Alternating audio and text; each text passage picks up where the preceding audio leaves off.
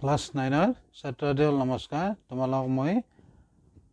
তোমালোকৰ এনুৱেল এক্সামত আহিব পৰা কিছুমান দৰকাৰী MCQ বুজাই দিম। চোৱা, এই MCQটো চোৱা, দিয়া আছে আমাক, যদি এটা সামান্তৰিকৰ কৰ্ণ দুডাল সমান তেন্তে এইটো এটা হ'ব। সুধিছে, 4টা অপশ্যন আছে। চোৱা, দিয়া আছে আমাক, যদি এটা সামান্তৰিকৰ কৰ্ণ দুডাল সমান হয় তেতিয়া আমাক সুধিছে ইয়াৰে কোনটো অপশ্যন শুদ্ধ হ'ব। এই অপশ্যনত আছে আয়ত, বিত আছে ৰম্বা, চিত আছে চিলা, ডিত আছে সামান্তৰিক। তে চাবা, এইটো হ'ল সামান্তৰিক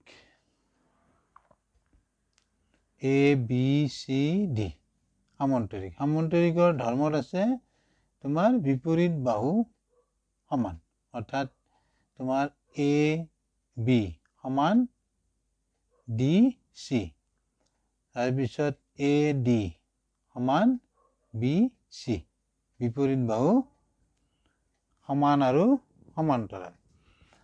আৰু ইয়াৰ কৰ্ণ দুডাল চোৱা, AC আৰু BD, কৰ্ণ দুডাল কিন্তু সমান নহয় সামান্তৰিকৰ ধৰ্ম মতে।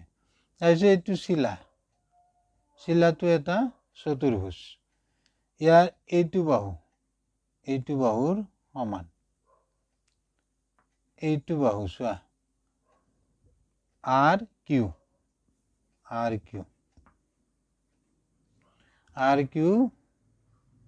তাৰপিছত RS, এই বাহু দুটা সমান আৰু এই বাহু দুটা সমান, কিন্তু কৰ্ণ QS আৰু PR সমান নহয় চিলাৰ এইটো ধৰ্ম।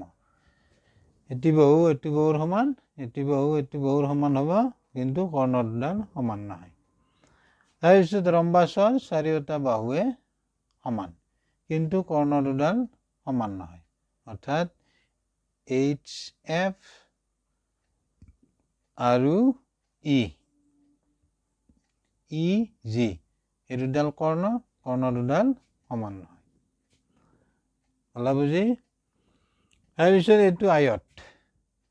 এতিয়া আয়তৰ সংজ্ঞাটো জানা তোমালোকে নিশ্চয়, যে যদি এটা সামান্তৰিকৰ কোণবোৰ সমান হয়, এইটো এটা সামান্তৰিক, ইয়াৰ যদি কোণবোৰ সমান হয় তেতিয়া কৰ্ণ দুডালো কি হ'ব? সমান। তে এটা সামান্তৰিকৰ কোণবোৰ যদি সমান হয় তেতিয়া সামান্তৰিকটো হ'ব এটা আয়ত। এইটো এটা আয়ত। আয়তৰ বিপৰীত বাহু সমান্তৰাল। এইটো বাহু এইটো বাহুৰ সমান, এইটো বাহু এইটো বাহুৰ সমান, লগতে সমান্তৰাল। গতিকে কৰ্ণ দুডালো কি হ'ব? সমান। এইটো চোৱা, SQ সমান TR, কৰ্ণ দুডাল সমান হ'ব। SQ কৰ্ণ আৰু TR কৰ্ণ সমান হ'ব। তে আমি বুজি পালো ইয়াৰ পৰা, সামান্তৰিক এটাৰ কৰ্ণ দুডাল সমান হ'লে ই এটা আয়ত হ'ব। সামান্তৰিকৰ কৰ্ণ দুডাল যদি, এইটো সামান্তৰিক, চোৱা, সামান্তৰিকৰ কৰ্ণ দুডাল সমান হ'লে ই এটা আয়ত হ'ব। বুলা বুজি? আৰু সামান্তৰিক কাক বোলে জানা নিশ্চয়? যি চতুৰ্ভুজৰ বিপৰীত বাহু দুযোৰ সমান্তৰাল, তাক আমি কি বুলি কম? সামান্তৰিক। তে এতিয়া আমাৰ অপশ্যনটো কি হ'ব? আমাক সুধিছে নহয় প্ৰশ্নটোত, যদি এটা সামান্তৰিকৰ কৰ্ণ দুডাল সমান হয় তেন্তে ই এটা হ'ব আয়ত। বুলা বুজি? যদি এটা সামান্তৰিকৰ কোণবোৰ সমান হয় ই এটা আয়ত হ'ব, আৰু তেতিয়া কৰ্ণ দুডালো সমান হ'ব। বুলা বুজি? এইটো আমাৰ চোৱা সামান্তৰিক এটাৰ কৰ্ণ দুডাল সমান হ'লে ই এটা আয়ত হ'ব। বুজি পালা নিশ্চয়?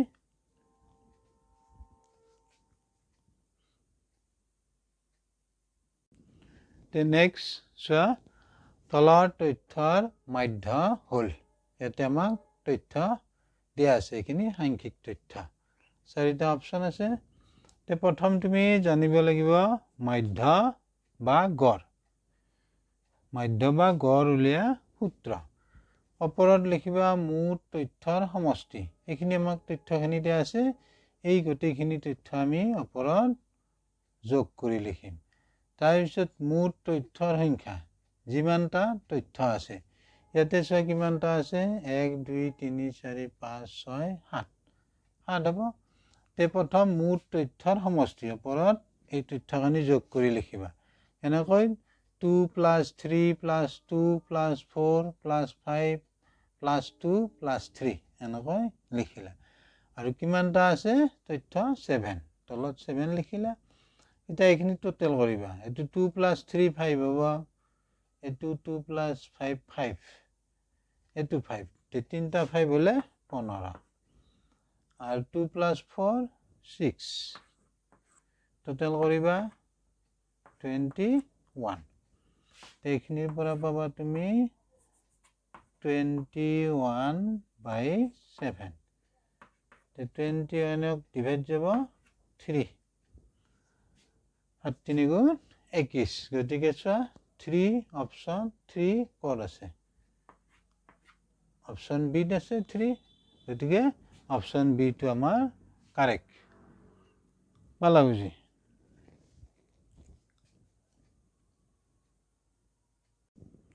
নেক্সট কুৱেশ্যন চাবা, যদি a/b + b/a = -1, তেন্তে a³ - b³ সমান সুধিছে। ইয়াতে 4টা অপশ্যন। প্ৰথম তুমি এইখিনি চোৱা, এইখিনি আমাক কি দিয়া আছে, a/b + b/a, b/a = -1 দিয়া আছে। এইখিনিৰ পৰা তুমি চোৱা, ইয়াতে তলত b, এইটো a, গতিকে লসাগু a/b। bৰে ডিভাইড দিলে তোমাৰ এইখিনি b কেঞ্চেল যাব, a থাকিব। a, এই aটো ইয়াৰ লগত পূৰণ দিয়া, এইটো a লগত পূৰণ দিলে a² প্লাছ aৰে হৰণ দিয়া, তেতিয়া a কাটা যাব, b থাকিব। এই bটো এই bৰ লগত পূৰণ কৰিলে তুমি পাবা b² -1। এইখিনি এতিয়া চাবা, ইয়াতে তুমি একো নাই মানে 1 থকা বুলি ভাবি ল'লে এইখিনি দি এইখিনিক পূৰণ দিয়া। পূৰণ দিলে আমি কি পাম, a² + b²। আৰু এইখিনি চোৱা ab, -1ক পূৰণ দিলে -ab হ'ব। পালা বুজি? এইবাৰ এইখিনি ইফালে লৈ আহা, মাইনাছ ইফালে আহিলে প্লাছ, ab ইফালে কি থাকিব, 0। পালা বুজি? এইখিনি ছাপ'জ 1 দি থলা, 1। এতিয়া এই ৰেখীটো চোৱা, a³ - b³। এইটো মানে আমি লিখিব পাৰোঁ এনেকৈ, এইটো উৎপাদক বিশ্লেষণ কৰা সূত্ৰ।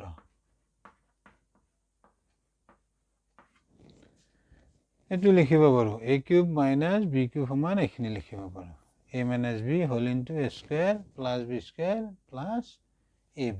এইখিনিতো আমি 0 পালোঁ।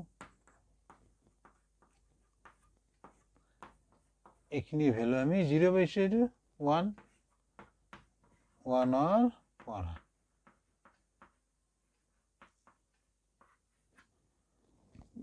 এইখিনি পূৰণ কৰিলে কি পাবা, 0। Option D. বুজি পালা নিশ্চয়?